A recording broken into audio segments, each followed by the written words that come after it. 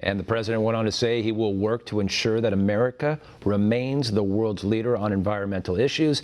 The president has long said the Obama-era deal adds more regulations that hurt American businesses.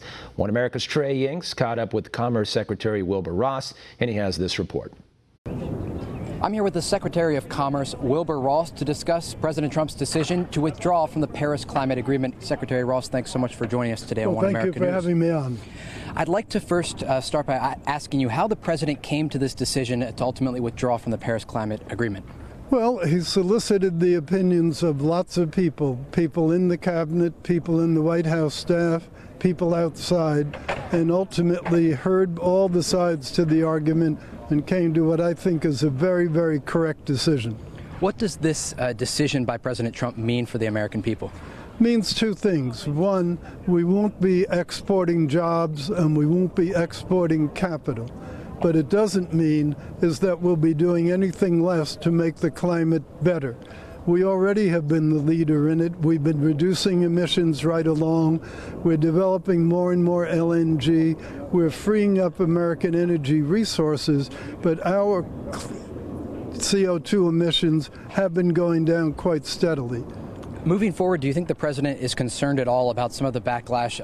Some tech leaders like Elon Musk and also some leaders in Europe have expressed a distaste with the president's decision to ultimately remove the United States from this agreement. Has he expressed any sort of concern about this?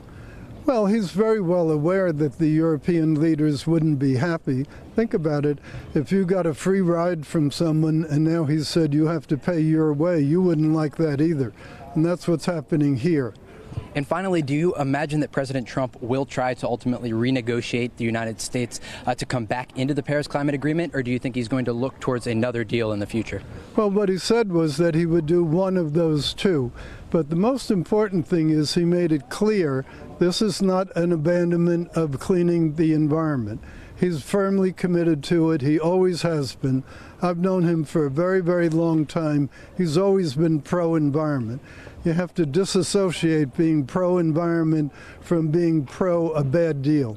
Secretary Ross, thank you so much for joining us today. Thank you. Once again, the Secretary of Commerce, Wilbur Ross, here from the Rose Garden of the White House. Back to you in the studio.